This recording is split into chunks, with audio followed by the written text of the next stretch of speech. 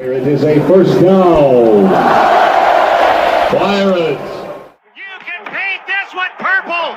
What an incredible win by the ECU Pirates.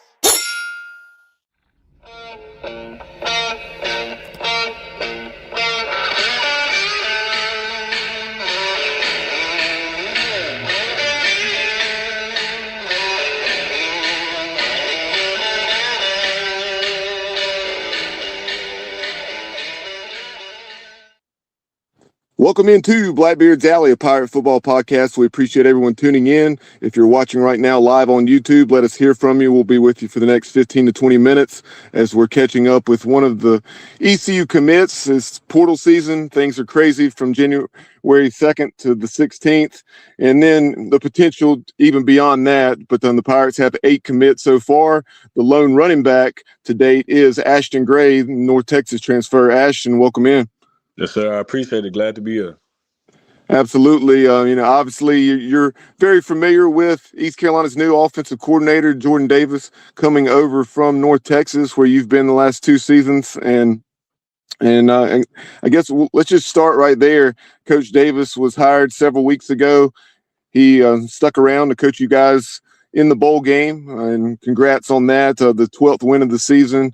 A big win over San Diego State, and you had quite the day. 16 carries, 152 yards, 2 touchdowns.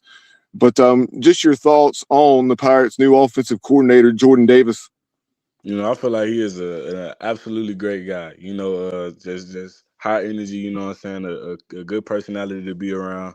I feel like there's never really no problems with him. He's gonna coach you hard. He's gonna make sure that everything in line. The play calls he called, always working. So just having the top offense. You know what I'm saying? In the nation. Doing what he does best. I feel like he's just a great guy in general. Great coach, great guy. He obviously has those roots with the air raid system, but the air raid has evolved a lot over the last 10 to 15 years, and there's a much greater emphasis on running the football. And some Pirate fans, they hear that air raid and they think back to Mike Leach and everybody under that Mike Leach tree. But you look at it. You guys were something like 40th in the country with over 180 yards per game on the ground. Talk about that emphasis within this offensive scheme. Right. I feel like the air raid really opens up the run game. So I feel like we wouldn't have been able to run the ball without the air raid. Having Drew Mestamake as the quarterback, Caleb Hawkins and company as the running back group. I feel like the air raid really opened up everything for us. And even like Wyatt Young, Miles Coleman, Cam Dorner, Terrence Lewis, just guys that we have in the air game, in the air raid system, that Coach Davis has brought in, while also mixing that in with a good run game. I feel like that's elite. I feel like that's elite.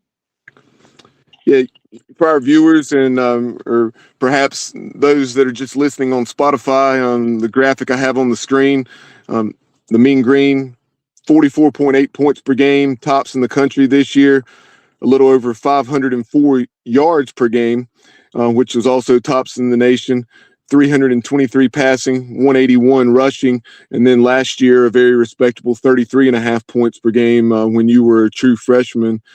And averaging close to 500 yards once again. But this offense is prolific. Obviously, Coach Morris, so much success. He's moved on to Stillwater and Oklahoma State. But if you would, just elaborate a little bit more. You talked about Coach Davis and his approach, but this offensive scheme, because, man, you guys were fun to watch. I feel like, again, I feel like, just the way the energy that we brought, the energy that we brought, the funness that we brought, again, we weren't scared to try nothing. We weren't scared to try anything. In the run game, the pass game, trick plays, special teams, we weren't scared to try nothing. And I feel like that's what made us fun to watch, because you got a group of guys out there, we're close with each other. We went through everything in the offseason together. A lot of us were still there from the previous year. We had some guys graduate and transfer out, but most of us was there from the previous year, like the freshman group. And so just us coming up together and being close with each other, having good relationships, I think that's what made us especially fun to watch as a team.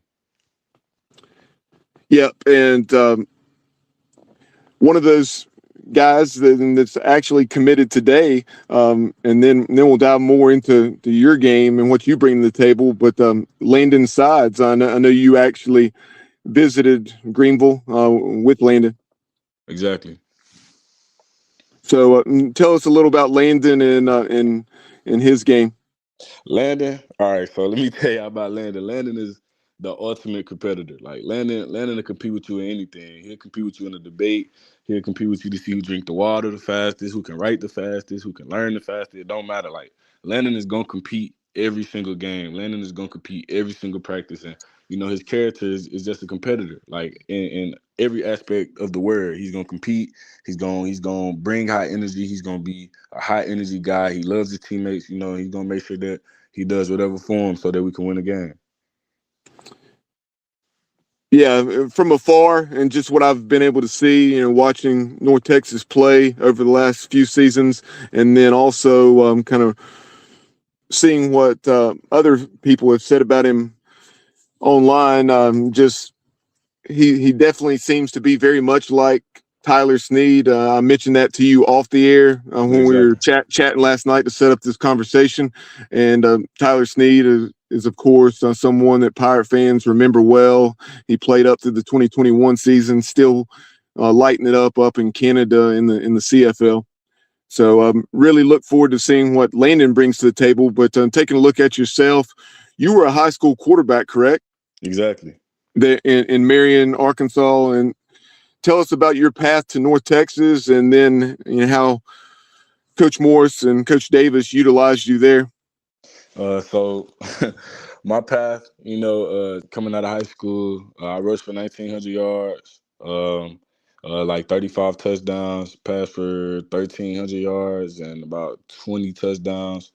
Um, my path out of high school, I was very under recruited. At least to my standard, I was very under recruited. North Texas was my one and only major D1 offer. I had a couple of HBCUs and a couple D2s like Pitt State, which was a great staff at the time, and just I was very under recruited. And so when Coach Cobbs called me, to come down there and play for him, I felt like it was a no brainer decision. So I hopped up, went down to North Texas. Took the first year and I developed. I tried my best to develop and just, learn the position, because it was a big change for me. Even though I was running the ball in high school, it still was a different level that I had to do it at. So just learning my first year and then taking that second year, playing a lot of special teams, playing every level of special teams, punt return, kickoff, and kick return, and just learning how to play the game. I got a couple of shots the first couple games, just in game reps, like the end of the game with about 2 minutes left, just getting those little bits and pieces of the game, and then towards the end of the season, really putting everything together, and going out there and actually competing, and putting on the show, or at least trying to put on the show for everybody that was watching. So I feel like it was a path that was worth taking because anything that comes fast won't last. If you take slow, if you take a long time, I feel like it's more likely to last. So, yeah, that's what it is. Yeah, in those final two games for the Mean Green, the conference championship game against Tulane in New Orleans, I believe you ran for about 50 yards. And then I mentioned the 152 against San Diego State, a very good Aztec team. And, and that's something that jumped out to me, how you had a little over 200 yards in those final two games when some guys had moved on. You had the opportunity to step up, and you made the most of your chances. Right. And I feel like that's what I'm supposed to do. Again, I'm trying to show everybody, that when I do get my opportunity, I'm gonna capitalize on it every single time. It's not gonna be one moment where I get an opportunity and I let it fade away. So that's what I was trying to do. Kind of shifting to your visit to East Carolina, as I mentioned, your offensive coordinator, Jordan Davis, getting this job several weeks ago. And with that being the case, when you made that decision to enter the portal, was East Carolina somewhere that you definitely had at the top of your list? Yes, most def. I definitely had y'all in mind, like 100%. Just the familiarity with coach, and just knowing that I can come up here and still be in the same scheme, and I understand the offense. That was big for me. So yeah, they definitely were. Kenny Curling's chiming in on YouTube with a few comments. We'll go ahead and get to those. Kenny says, "Welcome to Pirate Nation. We can't wait to see you in the purple and gold scoring touchdowns." And then he goes on to say, "I hope you like big crowds on Saturday." And that's something, Kenny. Ashton and I were just talking off the air about his visit and just his impression of Saturday at Dowdy Ficklen Stadium and what Pirate Nation brings to the table. So, Ashton, tell us what Coach Harrell and this coaching staff told you when you visited Greenville here just within the last 48 hours or so. So basically, they just told me that, be prepared for a strong fan base. Be prepared to go out there on Saturdays and the whole city rooting for you. Even people in the surrounding cities are rooting for you. And for me, again, hearing Coach Harold tell me that was big because again, like North Texas, what I'm saying, they hold our stadium. That stadium held about 30,000 people, and seeing that Fickley Stadium, it holds to 50,000 plus. Like, that's big for me. Like I want to go out there and I want to play in front of the big crowds because that brings a different level of energy to a game. That brings a different level of tenacity to the game and to the guys that's playing because when you're doing it for something that's bigger than you, I feel like that improves the gameplay of every individual on the squad. Yeah, as I'm sure you're aware, East Carolina hosted BYU this year, and it was pretty awesome to see those BYU fans and hear what they had to say following their trip to Greenville, and the atmosphere. They spoke highly of it, and that's always awesome to hear because obviously we're biased and we know we feel what we bring to the table is definitely legit, but to hear Big 12 programs or ACC programs, whoever come in and, hey, you guys deserve to be in a quote, as much as I hate this term, P4 league. It's great to hear. And that's something that, Pirate Nation is definitely committed to continuing to improve this program and win at a level where maybe it can earn such an opportunity.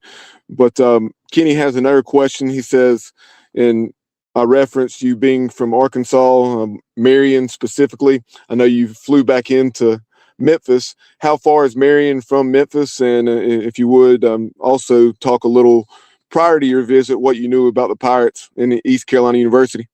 All right, so I'll tell you, Memphis to Marion is about a 5 to 10 minute drive, like depending on traffic or how fast you're going. That's about that drive.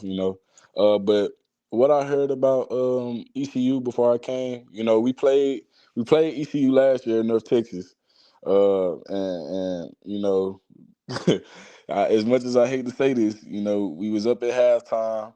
Yeah, 21-0 at one Exactly. point. Exactly. At one point, they scored right before halftime, and then came back out, and it was history after that. So, before I came here, I just knew that it was a whole lot of dogs here. I feel like it was a whole lot of dogs here to be down like that at halftime and still come back and claw your way to a win that was big. And then also, just this last season, almost in the running for a conference championship game. Like. I know for a fact that it's dogs here, it's people that's willing to work, and that was something that I always knew, before I came here. Right. The Pirates 9-4 this year, very much in the running for the American into those final weeks of the season. Unfortunately, suffered a loss down at UTSA that knocked us out of contention. But and you guys and Tulane, of course, met in that championship game. But there's so much potential at ECU, and that's what you saw.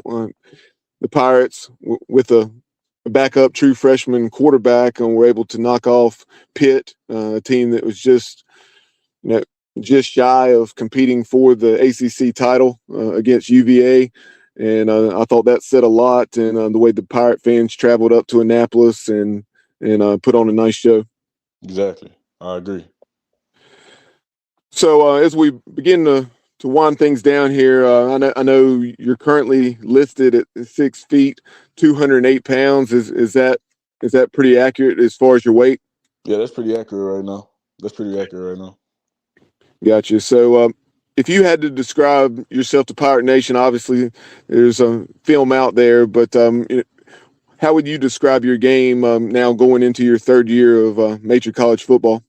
I would describe my game as only gonna get better. Because at the end of the day, I'm not even halfway of where I'm going to be. That's how I feel about it. I feel like I'm forever evolving. Especially at this position. I've only been here for 2 years. Going into my third year, got a whole spring ball, fall camp, summer camp, all that. I'm only gonna evolve. So I don't wanna put any type of limiters on my game right now. Just being honest. I'm forever evolving. So I just say it's only gonna get better.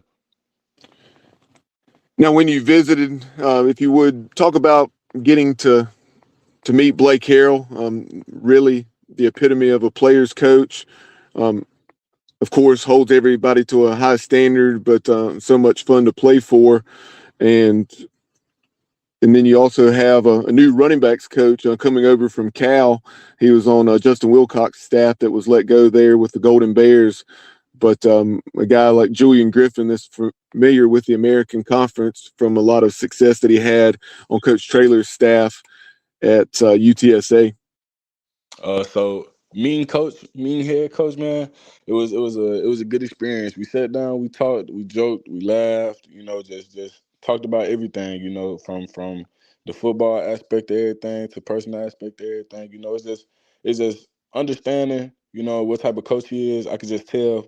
Just by sitting down and talking to him. He's very high energy. I feel like he's very high energy. He always got a smile on his face.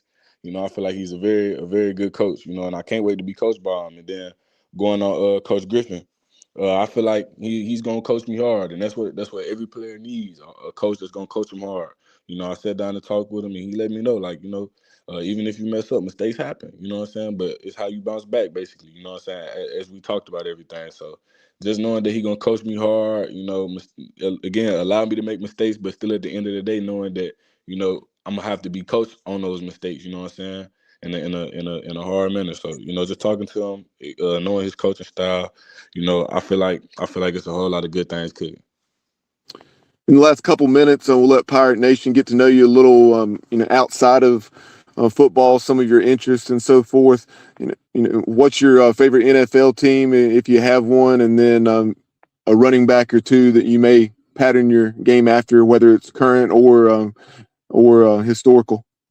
All right, so my favorite NFL team is the Detroit Lions. I know it might sound crazy, but they did just get put out of playoff contention not too long ago by the Vikings. It's crazy, but that's my favorite. That's my favorite running back. I mean, my favorite team, NFL team. My favorite running backs. My two favorite running backs.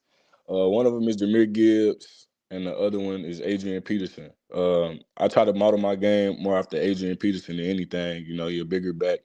But I do try to use the aspect of speed when I'm talking about Jameer Gibbs. Those are my two. Those are two guys that I probably try to model my game after the most. In high school, in addition to football, did you play other sports? Oh yeah, I played. I ran track and I did soccer. Nice. So in track, what events? I did the 4x1. I did the 4x2. Yeah, those are my events. Got you. Did you run the standalone 100? I did the standalone too. Got you. What type of time did you have in that? I think I had it was like a 20, 21, 22, high 21, low 22, something like that. Got you. On a game day, as you're getting your mind right, what's going to be on your playlist? If you're listening to music, or how do you get your mind to where it needs to be when you're preparing to play a game? So the way my playlist usually goes, I usually got two sets of playlists for game day. One for before we hit the stadium, and then one for when we do hit the stadium. So before I hit the stadium, I like to listen to something real calm, low energy, just get my mind right, thinking about the things that I want to do on the field and the things I got to get done, assignment wise at my position. And then once I get to the field, I like to bump a little bit of NBA young boy like Lil Tony, You know, people know who NBA Youngboy is, but Lil Tony, he an Atlanta-based rapper. I like to bump a little Pooh Shiesty, stuff like that. Just things that's high energy, you know, just to get my brain, you know, in that mindset of like it's go time. Really, that's what I like to listen to before games. All right. Former East Carolina baseball player, pitcher John White chimes in saying, "Great backs to model your game after. Gibbs is special and a lot of fun to watch." Yes, sir. Most definitely. Final thing for you, when you're not preparing or playing football, what are some of your interests away from the field? You know, be it music, you know, fishing, whatever. So my main interest, I like to read books. You know, one of my favorite things to do is read books. Right now, my favorite book at the moment is The Seven Spiritual Laws to Success. You know, so that's one thing I like to do. I recently just sold my PlayStation because I wasn't playing it much. So you know, I don't really like to do that as much anymore as when I was a kid. But I do like to just create, you know, like YouTube videos or whatever. And then also, I just like to, you know, just go out and sit in nature. You know, just be in that type of vibe, that type of environment, just to, you know, just wind down before I go back home. Well, Pirate Nation, that is one of the newest or the newest running backs for ECU, and that is Ashton Gray. Ashton, any final thoughts for Pirate fans before we wrap up tonight's show? Yeah, I got some final thoughts, man. Just be ready. Just be ready for an exciting season, man. I'm finna go win championships, you know, and hopefully we can get to that grand goal, the playoffs. So, you know, those my final thoughts, and I appreciate you for having me. Let's go Pirates. Yeah, no doubt. First time you will touch the football will be down in Tuscaloosa against the Crimson Tide. But hey, that's the reason games like this. That's the reason you tee it up, right? Exactly. I ain't never been scared of no competition, man. Exactly. They know exactly what it is. Again, we all the same, so we all do the exact same thing. So I'm ready. I ain't never been scared of that. Let's get it. Kenny Curling says, "Good luck and welcome." Yes, sir. I appreciate you. All right, Ashton, really appreciate the time, and we look forward to catching up with you down the road. Yes, sir. No problem. Thank you. Pirate Nation, that is North Texas transfer and running back Ashton Gray. Appreciate his time tonight. Before we wrap up this show, wanted to very quickly run through the players that the Pirates have added in the portal. Again, Ashton is one of 8 thus far. You had wide receiver Jakeith Hamilton, 6'2", 206 pounds, originally from Shelby, North Carolina, Shelby High School. So there's probably a connection there with ECU's Director of Recruiting and Player Personnel, Lance Ware. Jakeith, he has been at Furman, right at 50 catches, 588 yards, and 5 touchdowns for the Paladins. You've had Ashton Levels, 6'1", 170 pounds from DeSoto High School there in Texas. FIU is where he was most recently. He began his career at UT Permian Basin, I believe a D2 program, and then from there moved on to Butler Community College before going to play for the FIU Panthers. Christian Peterson. Christian, he played his high school ball at Westlake in Georgia, and there he was a teammate of Demarius Hines, who's a safety for ECU. Unfortunately, after an excellent camp, he got hurt, but he looks to bounce back strong in 2026. And at Westlake, Christian Peterson played a couple seasons for current East Carolina assistant coach Rico Zachary. The Pirates have added a pair of tight ends.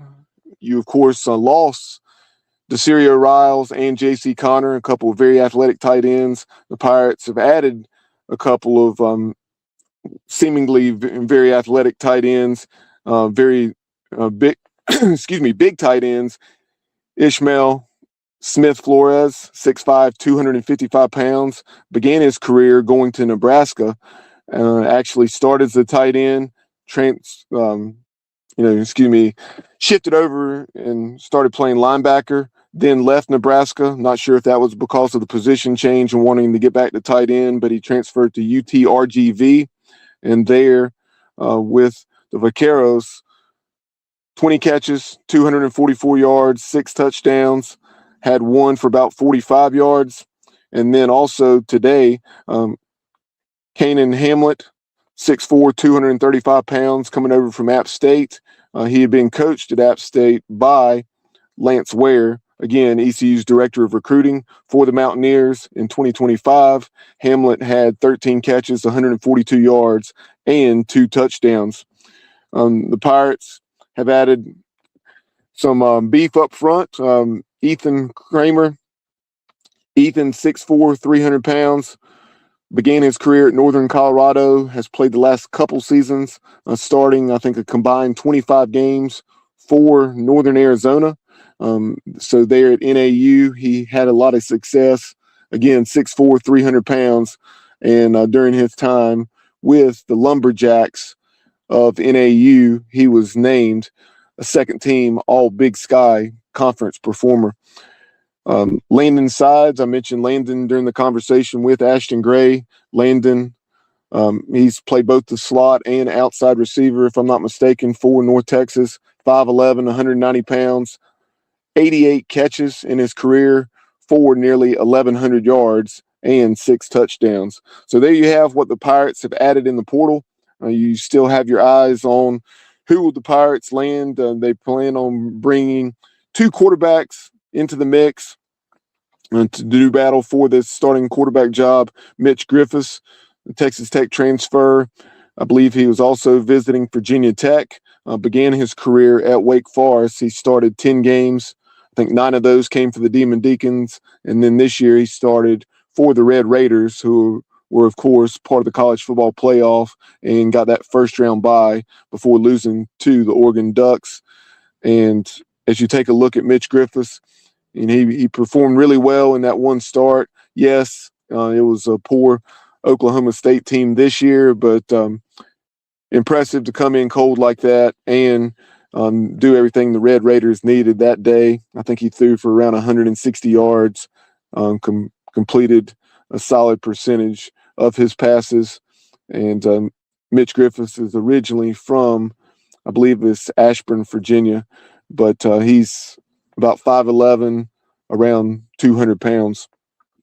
Zakai Barker, the former ECU linebacker who moved on to SMU, he is visiting, has not made a decision yet, but things, according to what we're hearing from Stephen Igo and Hoist the Colors, things are looking up there.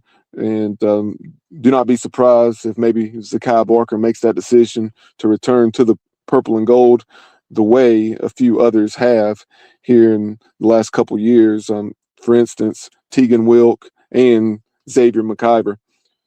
Michael Allen, who's a Greenville native, one of the top 25 running backs in the country in the 2022 class, coming out of J.H. Rose, 5'11", 205 pounds, began his career at NC State, had some success there, ran for about 500 yards, but elected to move on to UNLV. This year he played for Marshall, and between those 3 stops with the Wolfpack and the Running Rebels and the Thundering Herd, he has run for a little over 1,000 yards. And then also the Pirates, of course, are looking to add more than just Ethan Kramer up front. Hayes Creel, a 6'7", 320-pound offensive tackle from Southern Miss. He's played more than 2,200 snaps in his career, including 900-plus for the Golden Eagles after starting his career at McNeese State. But that will do it for this edition of the show. We'll talk to you soon here on Blackbeard's Alley. And as always, go Pirates. Painted purple all night long in Eastern North Carolina.